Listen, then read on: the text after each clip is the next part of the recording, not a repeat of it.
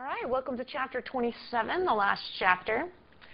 When we met together, we were reviewing linear regression. We discussed an example about anxiety level and math test scores.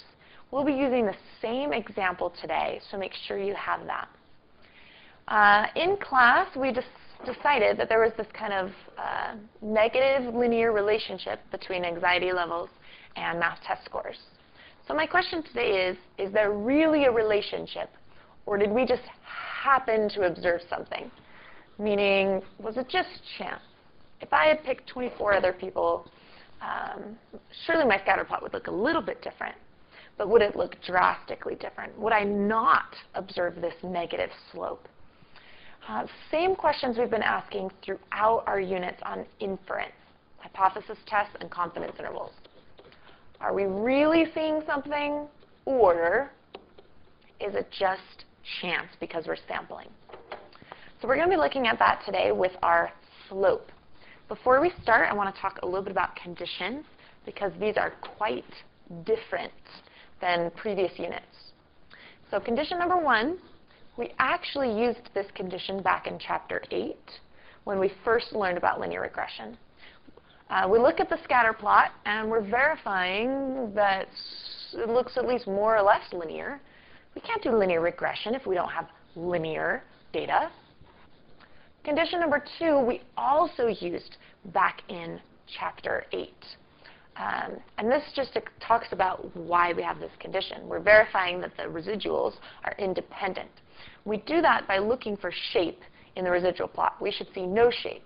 It should look like random scatter. All right, the next two are new.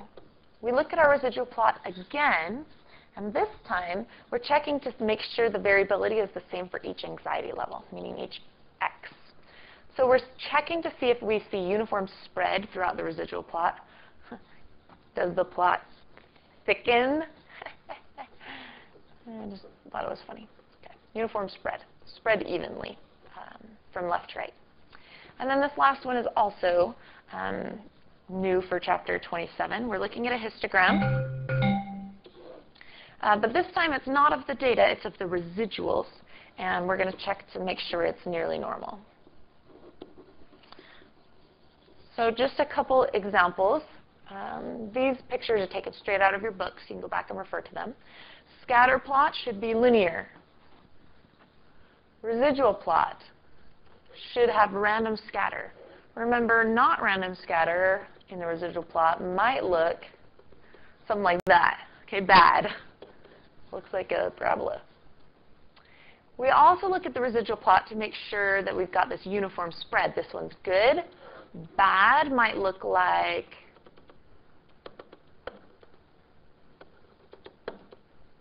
fan shape. Bad. And then roughly normal in our histogram. So our example today with a hypothesis test, I'm actually going to be testing the problem that we were talking about earlier with the anxiety levels and the math test scores. So you should probably make sure you have that data in your calculator and you're all set and ready to go. I want to know, is there really a relationship between these two things? So as you might expect, we start with hypotheses. Our null hypothesis in words is that there is no association between math test scores and anxiety level. You might imagine that's the null. Status quo, nothing going on. In symbols, we write that as beta equals 0. Okay, quick side comment for you. Remember we had this whole list of things that are our parameters and a whole list of things that are statistics.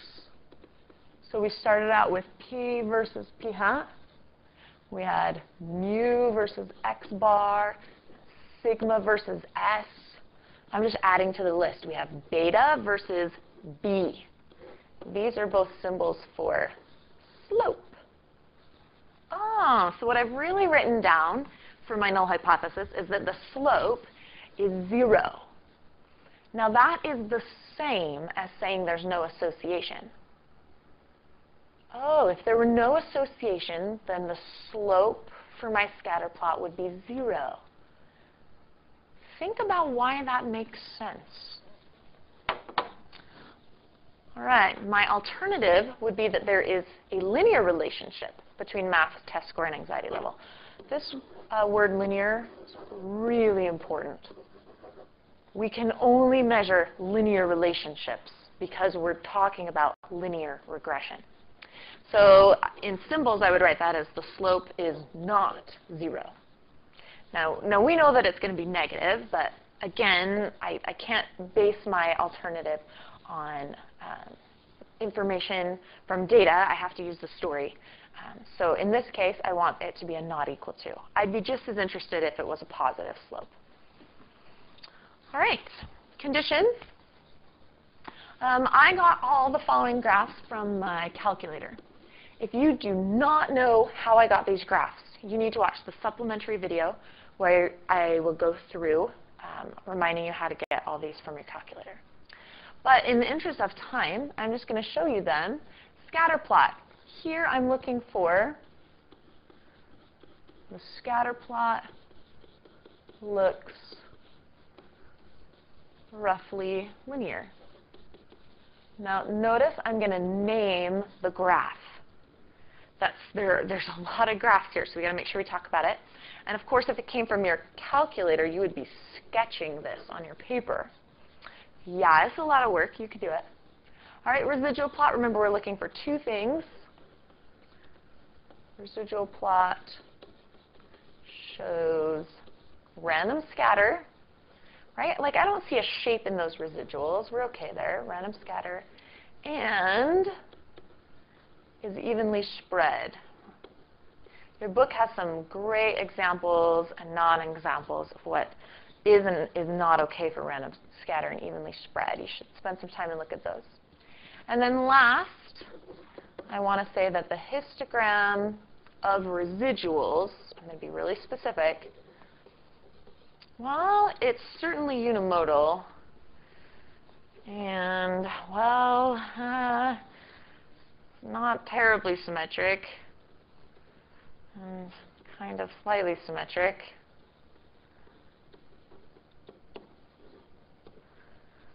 Sorry, that's a slightly symmetric.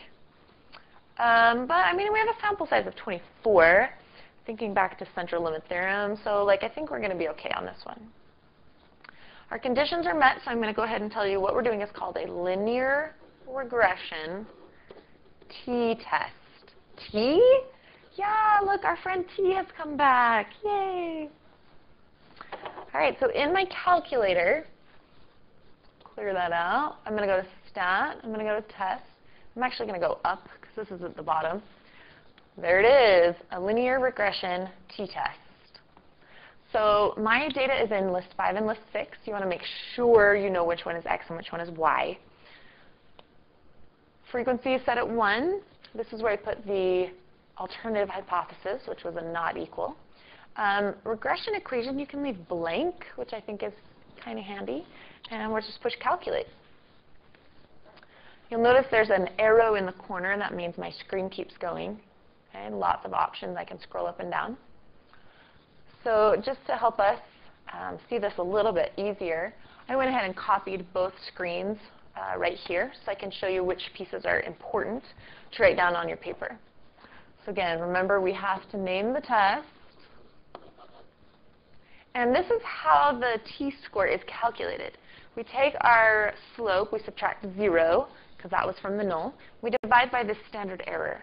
Now I'm going to confess, finding standard error from your calculator is a beast. So we're not going to try to show this work. Well, it's fine, I promise. We're OK. We're just going to copy down a couple of really important things from your calculator. So T is right here. I'm just going to copy it down. It's negative 2.89. P is right here. I'm just going to copy that in. It's 0.0084. And then degrees of freedom, check it out. It's right here. It's 22. What? It's 22? Yeah, when we do linear regression, degrees of freedom is n minus 2. Yes, you need to know that. All right, and there's my alpha level I've selected, which is 0.05. And as usual, we're going to compare our p-value to our alpha level. and write a conclusion.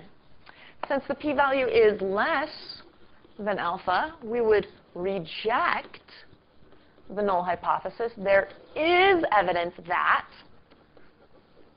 well, I'm just going to restate the alternative. There is a linear relationship between anxiety level and math scores. All right, done. Similar, very similar to what we've been doing, more or less. I just added this because I thought it was interesting. It appears that, on average, lower anxiety scores are associated with higher math scores. That's what we observed from our data. Pretty interesting and makes a lot of sense to me, actually. All right, that's our hypothesis test.